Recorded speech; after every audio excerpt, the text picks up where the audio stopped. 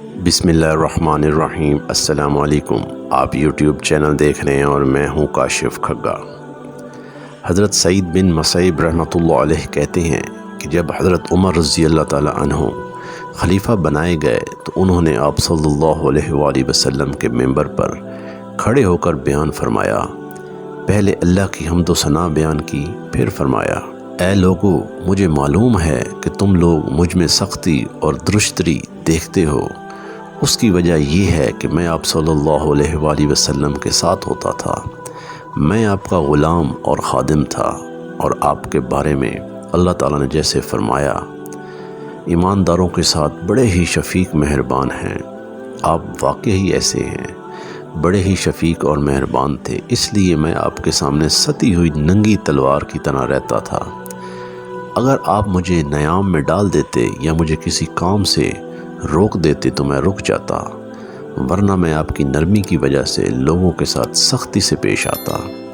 آپ صلی اللہ علیہ وآلہ وسلم کی زندگی میں میرا یہی طرز رہا، یہاں تک کہ اللہ تعالیٰ نے آپ صلی اللہ علیہ وآلہ وسلم کو اپنے ہاں بلا لیا، اور دنیا سے جاتے وقت آپ صلی اللہ علیہ وآلہ وسلم مجھ سے راضی تھے۔ پھر میں اس پر اللہ کا بہت شکر ادا کرتا ہوں اور اسے اپنی بڑی سعادت سمجھتا ہوں۔ پھر آپ صلی اللہ علیہ وآلہ وسلم کے بعد ان کے خلیفہ حضرت ابوبکر صدیق رضی اللہ تعالیٰ عنہ کے ساتھ میرا یہی رویہ رہا۔ آپ لوگ ان کے کرم و تواضع اور نرم مزاجی کو جانتے ہی ہیں۔ میں ان کا خادم تھا اور ان کے سامنے ستی ہوئی تلوار کی طرح رہتا تھا۔ میں اپنی سختی کو ان کی نرمی کے ساتھ ملا دیتا تھا۔ اگر وہ کسی معاملے میں خود پہل کر لیتے تو میں رک جاتا، ورنہ میں اقتدام کر لیتا۔ ان کے ساتھ میرا یہی رویہ رہا، یہاں تک کہ اللہ تعالیٰ نے ان کو دنیا سے اٹھا لیا، اور دنیا سے جاتے وقت وہ مجھ سے راضی تھے۔ اس پر اللہ کا بڑا شکر ادا کرتا ہوں، اور میں اپنے اسے بڑی سعادت سمجھتا ہوں۔ اور آج تمہارا مسئلہ میری طرف منتقل ہو گیا ہے، کیونکہ میں خلیفہ بنا دیا گیا ہوں۔ مجھے معلوم ہے کہ بعض لوگ یہ کہیں گے کہ جب خلیفہ دوسرے تھے، عمر نہیں تھے، تو یہ ہم پر بہت سختی کیا کرتے تھے۔ اب جب کہ یہ خود خلیفہ بن گئے ہیں تو اب ان کی سختی کا کیا حال ہوگا؟ تم پر واضح ہو جانا چاہیے کہ تمہیں میرے بارے میں کسی سے پوچھنے کی ضرورت نہیں ہے۔ تم مجھے پہچانتے بھی ہو، اور تم لوگ میرا تجربہ بھی کر چکے ہو، اور اپنے نبی صلی اللہ علیہ وآلہ وسلم کی سنت جتنی میں جانتا ہوں اتنی تم بھی جانتے ہو، اور حضور صلی اللہ علیہ وآلہ وسلم سے میں نے ہر بات پوچھ رکھی ہے۔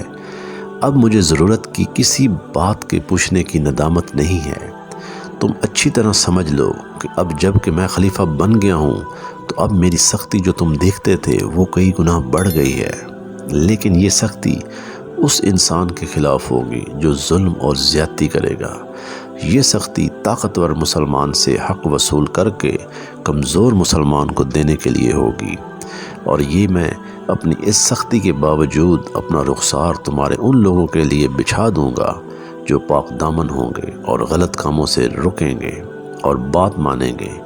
اور مجھے اس بات سے بھی انکار نہیں ہے کہ اگر میرے اور تم میں سے کسی کے درمیان کسی فیصلے کے بارے میں اختلاف ہو جائے تو تم جسے پسند کرو میں اس کے ساتھ اس کے پاس چلا جاؤں گا، اور وہ ثالث میرے اور اس کے درمیان جو فیصلہ کرے گا وہ مجھے منظور ہوگا۔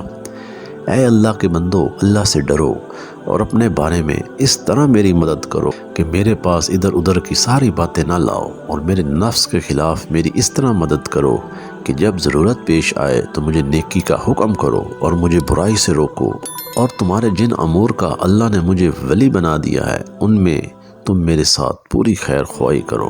میرے بھائیوں اور دوستو، حضرت ابوبکر صدیق کے بعد جب حضرت عمر رضی اللہ تعالیٰ عنہ خلیفہ بنے تو انہوں نے یہ ساری باتیں اپنے لوگوں کے ساتھ کی۔